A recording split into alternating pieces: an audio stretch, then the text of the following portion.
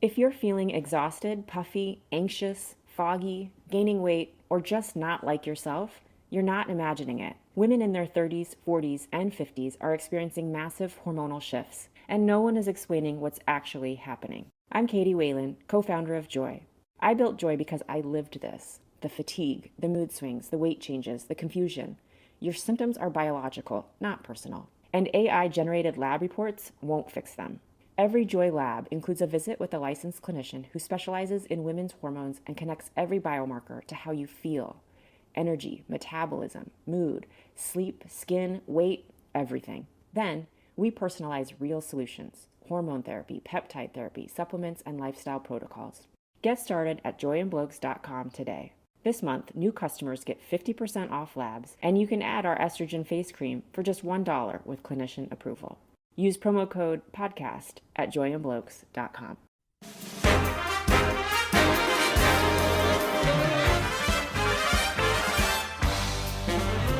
Hello, I'm Amber Davies, and welcome to Call to Stage. This is the space where musical theatre takes centre stage. From unforgettable backstage stories with incredible special guests to insights from my life and my theatre journey. We're leaving it all on the mic every single week, so let's jump in.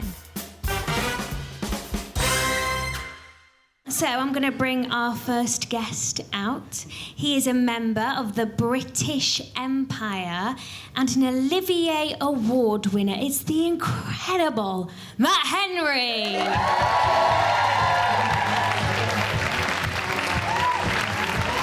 Look at him. Hello, hello. Thank you so much for joining me. Thank you for having me. Please tell the audience where you were before this, because I just love this story so much. So, I've just spent the day on a football pitch in the rain, watching my 7-year-old play football. And I don't play football. I don't really like football.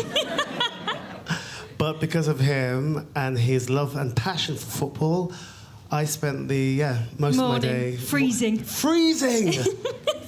myself. But yeah, it was fantastic. He was great. He scored 6 goals. Wow. Talented like his father. And won the trophy for player of the match. Wow! So it was worth my while to be there, so it's fine. Matt, have you got any quirky pre-show rituals that you've done in the past or do for Prada? I make a noise. Oh gosh, where are we going with this? So I make a noise. It's like a warm-up noise that I have to make all the time, but now it's become a bit of a Tourette's situation. And so, like, when I'm off stage, my co-stars come off stage and go, "Can you stop making that noise?" The wing. Yeah, in the wing, because I'm just always making this noise. But I have to do it. It's just. Can we hear it? It's like a...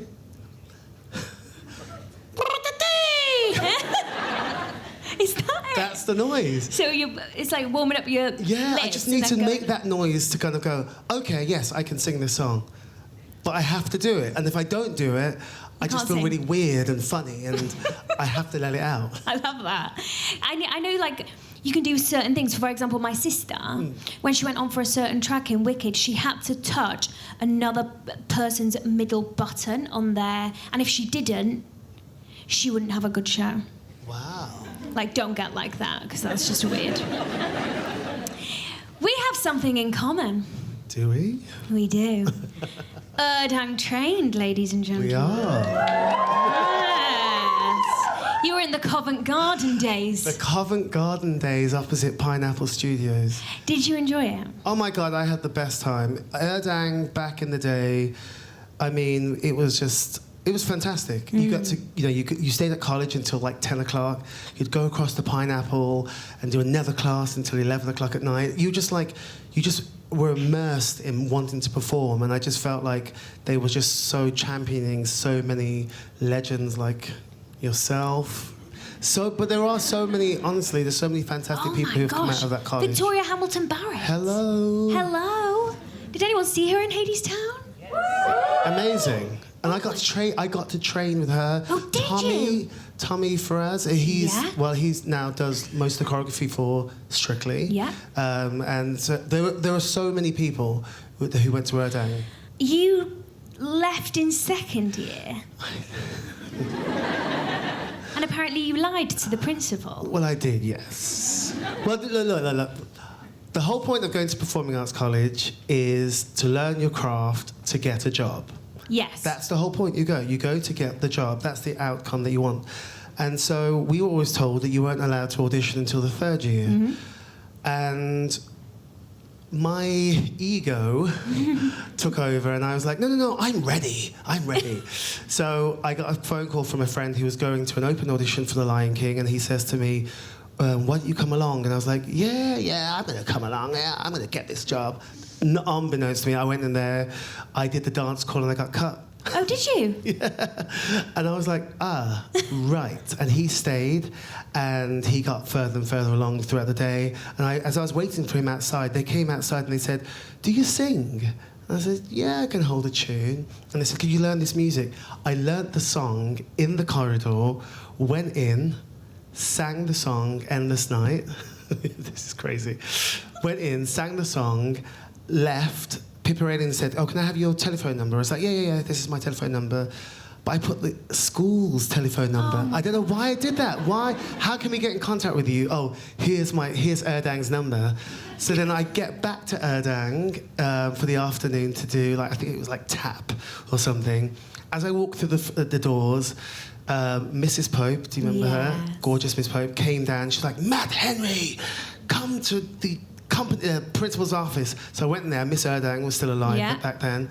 So it was her, Mr. Phillips, and they all sat there and they said, where have you been today? I was like, I went to the doctor's, and then I wasn't feeling well, and I just told this whole lie. And she was like, okay, so you didn't go to an audition? And I was like, yes, between the doctors and getting here, yes, maybe.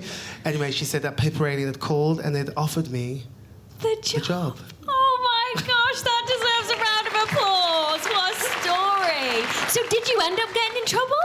Not really. Well, what they made me do was they made me do a project on my rehearsal process for The Lion King, and that's how I got my diploma from Urdang. But yeah, so I got in trouble, but I didn't get in trouble, and she was like, don't do what Matt Henry did, but loads of people have gone on and done the same. Yeah, they have. Well, when I went to Urdang, you were like the face of it. It was like, Matt Henry went here. That's changed to me now. Amber Davies went here. It is. Some of the shows you've done, let's list them off, shall we? Miss Saigon, Saturday Night Fever, Hair, Lion Witch in the Wardrobe, The Front Line, yes. At the Globe Theatre Dove. Avenue Q. Now that's a big one for me. I really wish I'd seen it. Oh my God, I did. Do you know what? Most of my theatrical friends have come from Avenue Q. Yeah. Honestly, it was like John Robbins, who everyone should know. I've just worked with him. Yep, John Robbins. Simon Lipkin. Oh, love Simon. Giles Terrera. Yes. Claire Foster. I know. Gloria Onatiri. Luke Evans. Sorry, we forgot about Luke. Oh, Luke Evans. Shared the dressing with him. Gabriel Vick. It was insane. They had this talented cast of people, and then look what they've gone on to do. Well, that is amazing. What a cast, really. Yeah, it was fantastic. Did you ever think your life would turn out like this? No. When you think about your stories? No. Do you know what? Funny you should say about Avenue Q, because I took over from Giles and I took it out on tour, and I was the resident director, and I thought, that's what I want to do. I want to be a director. So I took it out on tour. I played Gary Coleman and was the resident director. And by the end of the tour, I was like, I can't do this anymore. And I was done. Were you? And I said to my husband, I am done performing. And I went to work at the Dogs Trust. Did you? Yeah. I took time out. I just thought, I need to just go and do something that's like Good for the soul. good for the soul. Oh my God! What have you ever? If you get a chance to work at a Dog's Trust, I mean, look at you now. You wouldn't dare do that. No, I would. I would. I would. It's amazing. It's amazing. Dogs. Oh, I know. Don't, because I'm a dog girl. I'm a dog man. Yeah. So I'm 100% with you there. Yeah. So yeah, I was gonna take time out, and then the whole thing just changed. My husband secretly put me up for The Voice, which I didn't know. And I got an email saying, "Thank you, Mr. Henry, for applying for The Voice." And I was like, I rang him at work. I was like, "Babe, The Voice has been in contact with me." And he was like, "Yeah, that was me." How dare you? Anyway, he convinced me to go, and the rest is history. Wow. Yeah. Like, that is you. Like, unbelievable. Unbelievable. When did you discover your love for performing? Wow. It was I was very young. Do you know what? It's a bit of a cliche, but it was in church. Really? Yeah, well, I used to go to church every Sunday with my granny, and she'd always get me to go to the altar, and when they were giving offering, so offering is like, you go up and you can put some money in for your blessings, and I'd hold the bowl and I'd be singing, "This little light of mine, I'm gonna let it shine." Yeah, and I just loved it, and I was like, this is what I want to do. And what about dancing? I mean, dancing was... I danced everywhere. Did you? But it's so funny, because, like, when my aunts see my son, who's 7, they're like, "Oh, my God, he's just like you, man. Really? That's what you were doing." He's like, "Alexa, play this song, that song." And he's singing along. He's on the kitchen counter with the football. I'm just like, hello. No, I didn't have the football, but he was like, he dances around... I mean, it's crazy. Oh, and they were like, that. you were just like him. Yeah. So I think it was always in me. I love that. Kinky Boots. Mum, we went to see him as Lola, didn't we? We did.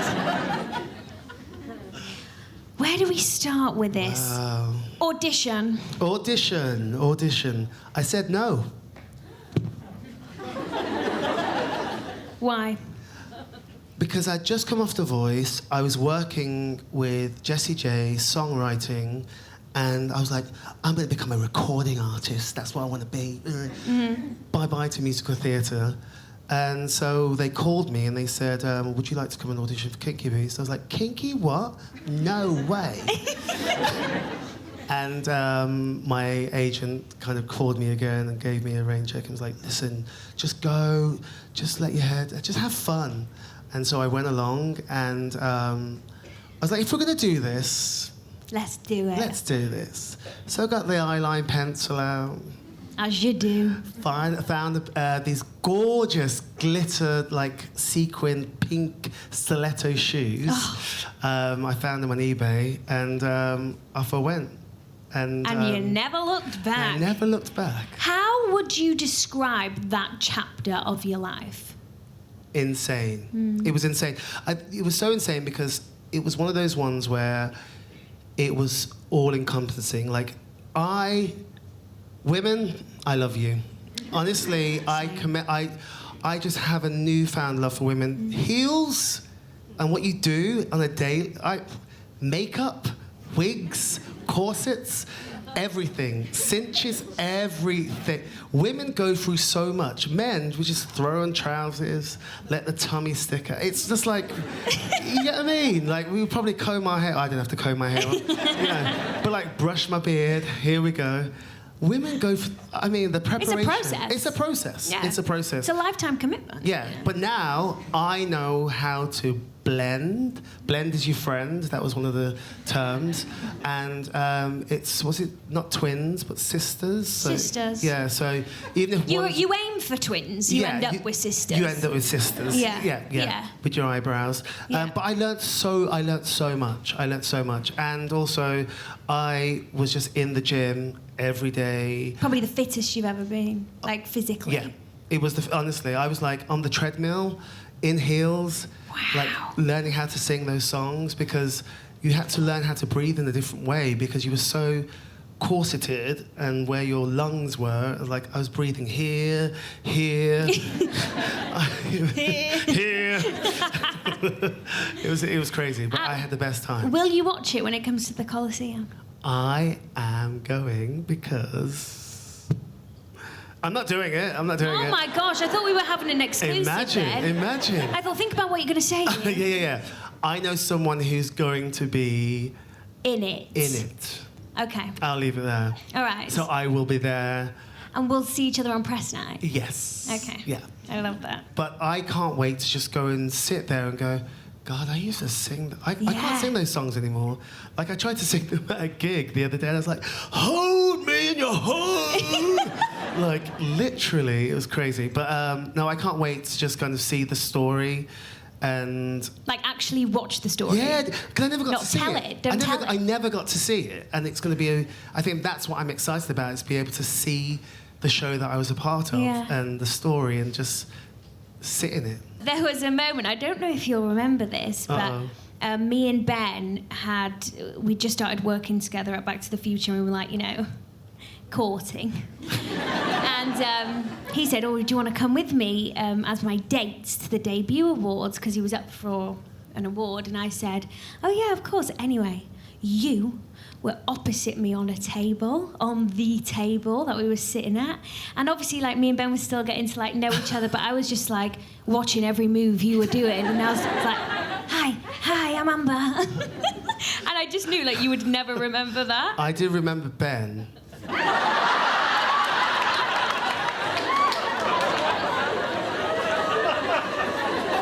Brilliant. Well, I was his date, anyway. The only reason why I remember Ben is because I was giving out the awards for... Because he was up for something. He was up for something, yeah. Like, it's that's why I can't remember, because I was just looking at you the whole time. Isn't it like the Newcomers Award or something? Yeah. Because Georgie's up for that tonight. Is it tonight? It's tonight. It's Stage Debut Awards tonight? Yeah, and I chose to come here. Oh, give him a round of applause. Thank you. Yeah. So it was this, the Newcomers Award. I remember it now, yeah. Yeah. Finally, Devil Wears Prada. Devil Wears Prada. Anybody seen it? Here we go. What is it like working with Elton John? Sorry, I just have to laugh because it's crazy. It is crazy, isn't it? Well, it's just like working with Cyndi Lauper. Yeah. I mean, I've got a bag full of them. The Drifters, Cyndi Lauper, Elton John. Yeah. No, it's amazing. And you know what? He's so giving. He's so open. He came into a room, threw some demos at us, and was like, make them your own. And he just allowed us to bring ourselves to his music, which is unheard of. Is it? Yeah. It's like... Most of the times it's sing the song as I've written it. This is how I want it. Yeah, this is how I want it. He allowed us to find it for ourselves, and that's what you'll hear on the album, which has just been released. Ooh. Yeah. I love when you meet someone mega famous and they, like, exceed your expectations when it comes to, like, being normal.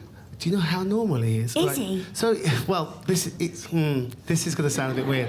But, like, so we were in this room together, and I was like, oh, my God, I love that chain that you've got around your neck. And he says, oh, it's my knee. I was like, what? So he had a knee operation, and they've taken out a bit of the knee, this bone, and he didn't want to get rid of it. So they put it in an oven, they've dried it, they've sliced it in half, and then they've, like, kind of lacquered it, and then they've put a gold around it, and he wears it around his neck. I thought we were talking about them being normal. It's like a relic. It's amazing. Did you say, can I have it? I was like, this is insane. We are going to have a quick interval. It's going to be 20 minutes, and then we're talking all things Grace Hodgett-Young.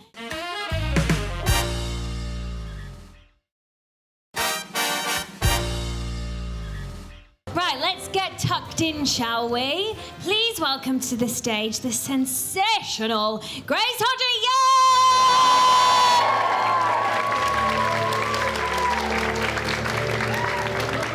That music Oh my gosh, that just gives me goosebumps. Yeah, it's epic, isn't it? Did anybody here see Sunset Boulevard?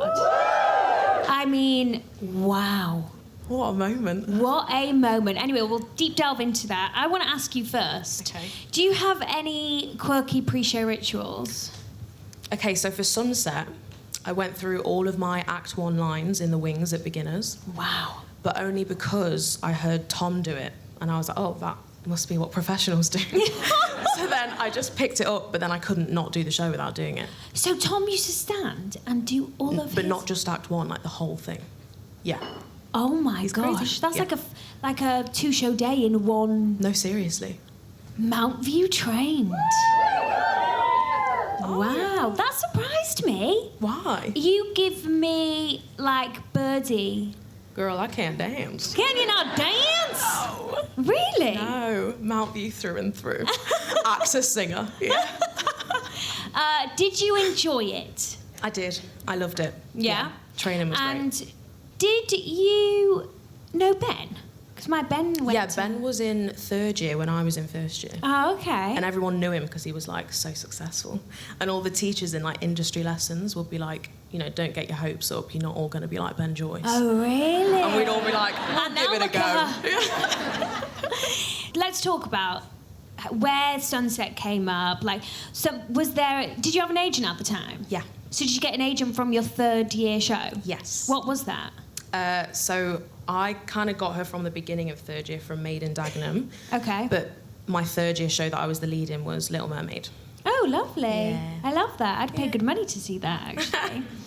Did you just get this audition through Jamie Lloyd's Sunset Boulevard? It wasn't... We didn't know what it was. It was, like, undisclosed. What, like Hush Hush? Yeah. But then my agent rang me and was like, just so you know, it's Sunset Boulevard and Nicole Scherzinger's playing Norma Desmond. No pressure. No pressure. So how many rounds? Did you go in straight with material, or...? I did 6 rounds for ensemble. Yeah. And then in my last round, I thought they were looking at me for the cover because I thought everyone had been cast. And Jamie kept me in that room, I want to say, for at least an hour, like going through Betty stuff. I'd like go away with a script or go away with a song, have to come back and learn it. And then right at the end, he was like, "Are you free tomorrow?" I was like, yeah. I actually wasn't. I was supposed to be working at the bar, but Jamie Lloyd, I was like, yeah, what do you want? He was like, the finals for Betty are tomorrow and we want you to be there. And I was like... In that moment, did you think, this could be mine? I don't know. I think it happened so quick. Yeah. I was just...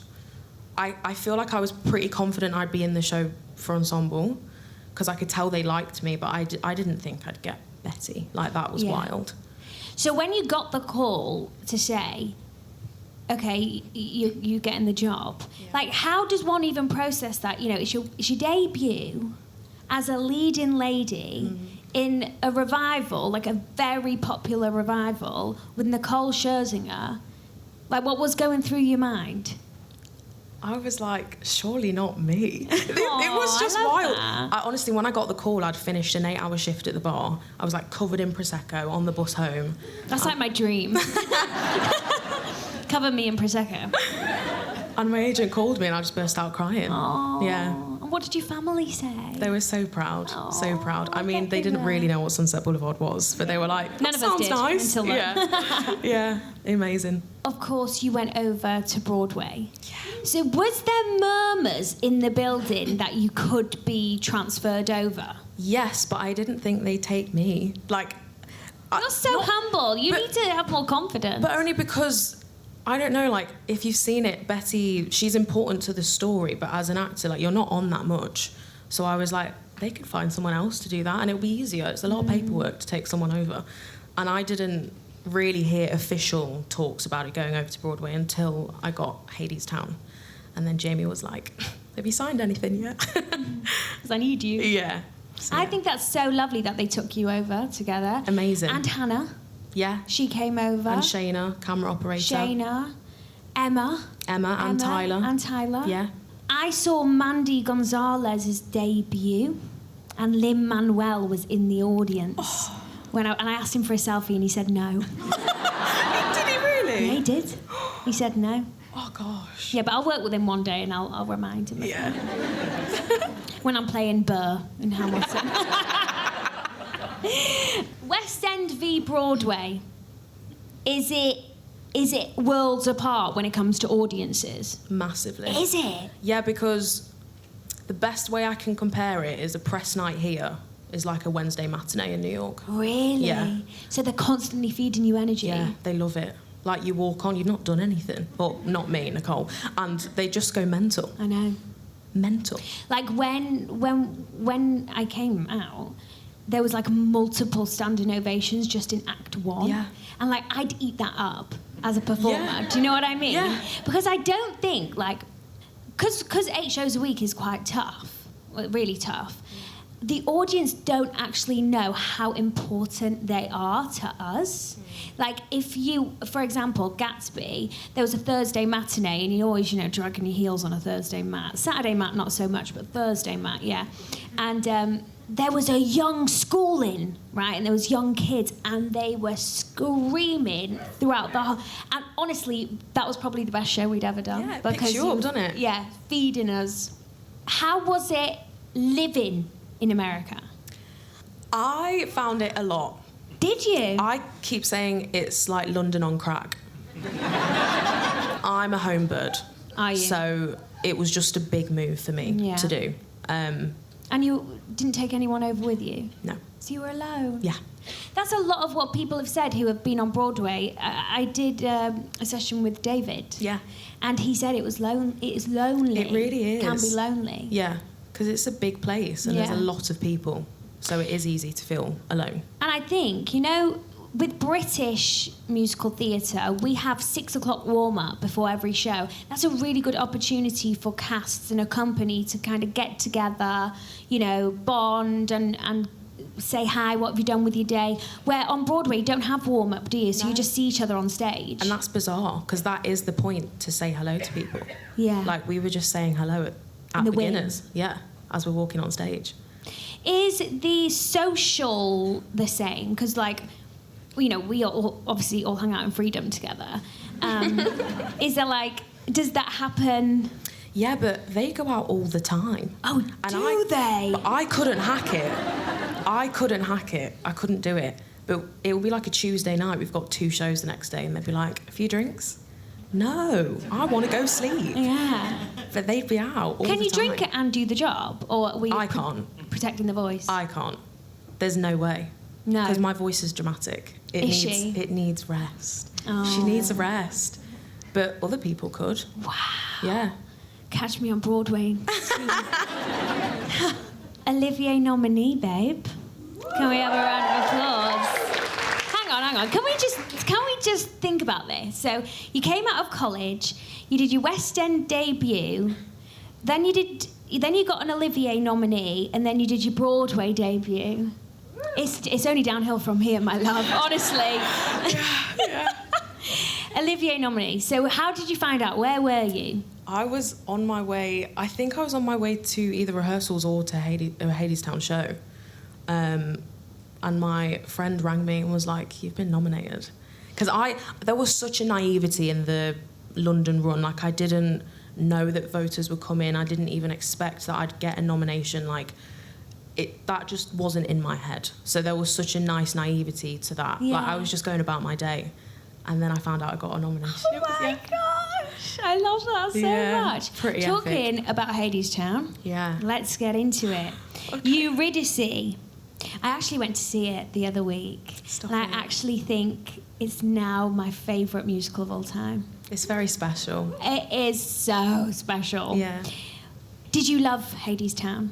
I did. Did you? I really did. It's such a special show. And it's hard. You're on stage the whole time, pretty much. Yeah, which was nice and such a learning curve and very different from Sunset. Because Betty's important to the story, but I'm not on that much. But to have to learn, that is a whole separate craft. That is getting all your water in enough that you're not going to piss yourself, but you're hydrated, you can sing what you need to sing. I know. Who was your cast? What do you mean? Who was in your cast for Hadestown? Donal Finn was Orpheus. Zachary James was Hades. He was the OG, wasn't he? Yeah. You were OG? Yeah. You were OG? Yeah. You were OG Eurydice? Yeah. What? I thought you took over the role. No. Okay, maybe it's not down from here. She's just out here booking these jobs. Have you got a dream role? I never know what to say to this question because there's shows I'd love to be in, like I'd love to be in Hamilton, but... God, I can see that. I can really see that for you. But in terms of a role, when I was training, I never... If someone had said you'd be playing Betty Schaefer in Sunset Boulevard, I'd be like, sure.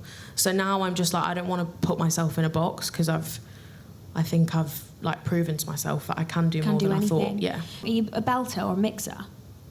I'd say a mixer. You're a mixer. But when I was training, I would have said belter. Belter. And alto. Really? During and then you Sunset, went Betty? Alan was like, can you sing soprano? I was like, no, I'm not going to lie to you, Alan, I can't. So I thought, I'm not going to lie to him. That's embarrassing if he gives me something and I can't sing it. And then he gave me this material and I was like, oh, maybe I can sing a little bit higher than I thought. I love that. So you just found that within yourself. Yeah. Can I ask, I have to ask, Nicole Scherzinger, Yeah. is she a dream? Yeah. Is she? She's wild. First of all, potentially the funniest person I've ever met. Rude. But one of the funniest people I've ever met. But she's the most hardworking person ever. Like, she never, ever took a break. To me, she is the best of the best, but she was always striving to be better. And it was just so inspiring to be around. And to see her, like, everything she's achieved, and that was her dream, to see that come true. I know, because she was gunning for that, wasn't she? Does she do anything, like, can you give us any tips on how she gets her voice to do anything like that? Does she, like, suck a certain sweet? You know what she did have? She had this, like, heating pad that she put on her neck, and it stank like burnt rice. But every time I saw her with this thing on, I thought, if that's what I've got to do to sound like Then you, I'll let's do do it. it. I'll do it. I'm ordering one. Yeah. Tonight, Amazon. Actually. Well, Grace, thank you so, so much. Thanks for having me. Please put your hands together for Grace Hodgett-Young! And we are getting ready for our final guest of the night. It's our burlesque sensation. It's Jess Folley!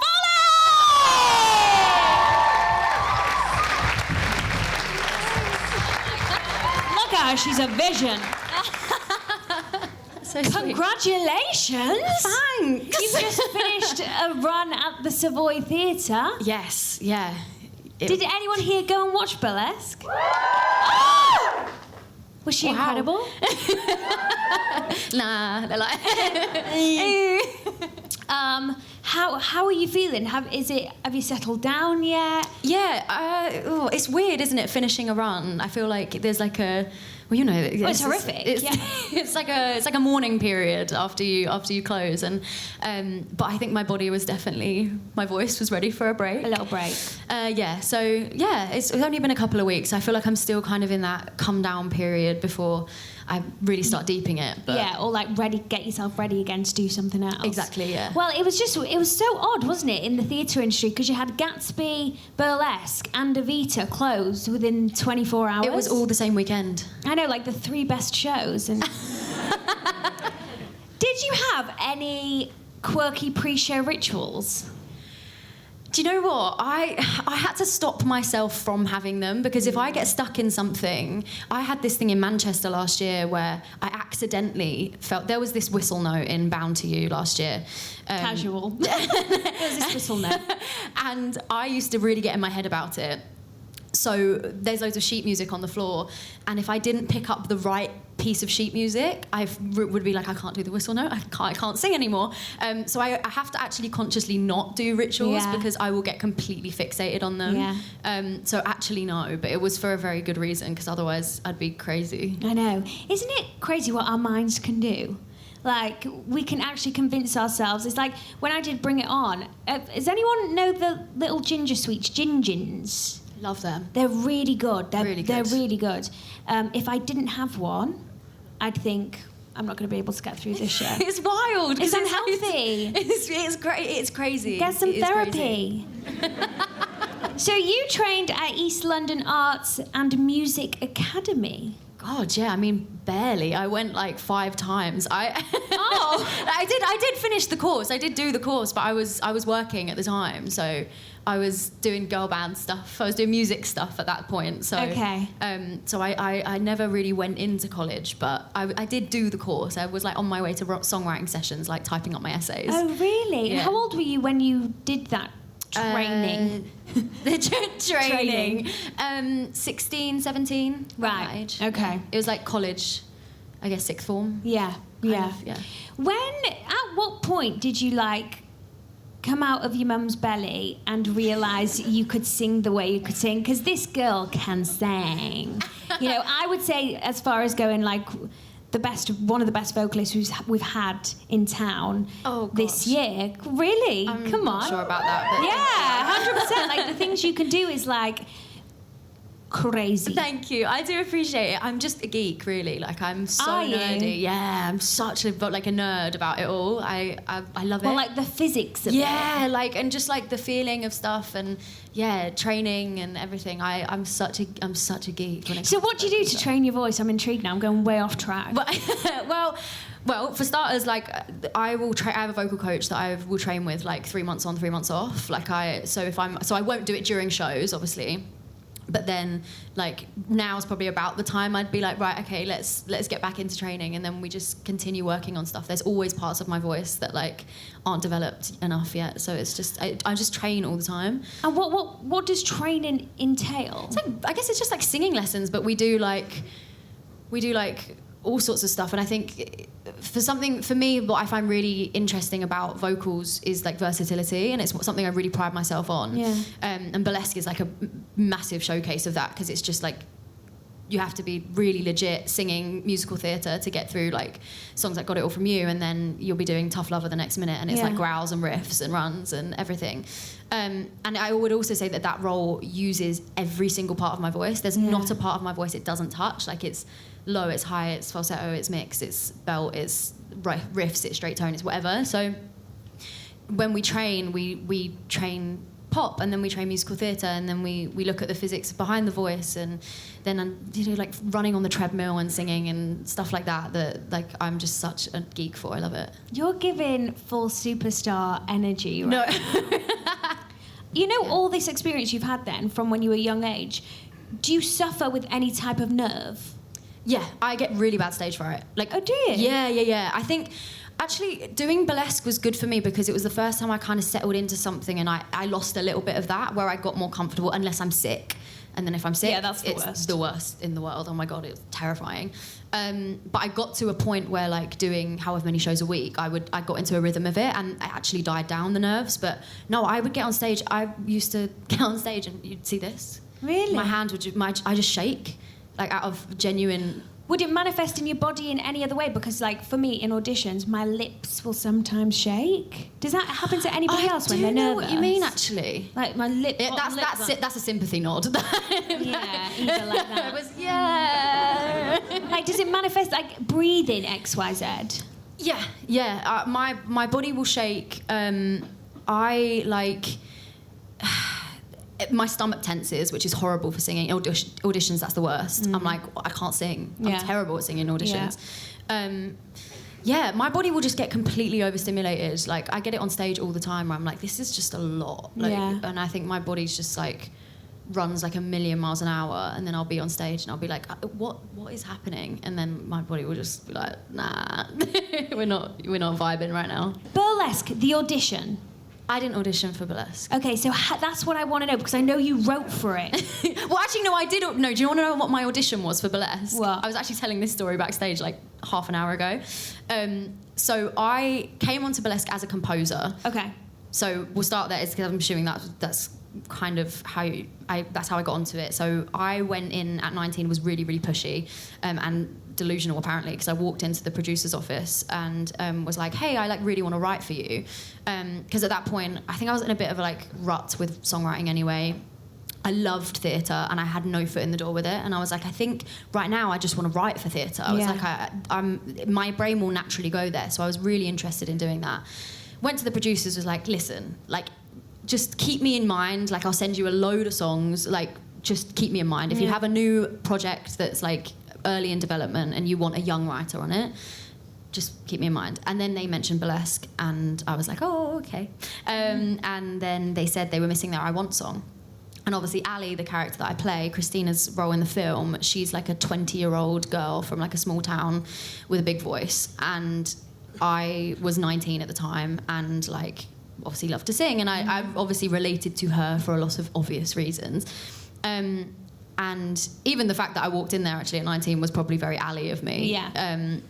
And so I said, okay. They were like, you can give it a go, sort of thing. So I went away, wrote that song, sent it back to them, just wrote it in my mum's house at the piano in the living room. And then I recorded the demo in my like little home studio set up back at my mum's house and sent it back to them. And then that got sent to Stephen Antin, who's like holds the IP and directed the film, wrote the show. And he was like, oh, I love her. We'll take the song, basically. And I was like, crazy. And then they were like, oh, can she act? And I was like, yeah, why not? I'll give it a go. I was like, yeah, why not? I mean, I've acted forever, but you know, you've never done anything professionally, so you feel like you can't be like, yeah, but... And then they invited me to come and do the workshop. Yes. The first one in London, which was only like a week long. And there was a lot of the Manchester ensemble girls in that, wasn't there? Lily Wang. No, this was before then. Oh. We did 2 workshops in London. Okay. So this was like just a week long. This was at the beginning of 2023. The workshop you're thinking of was at the end of 2023 with like Lily and everyone.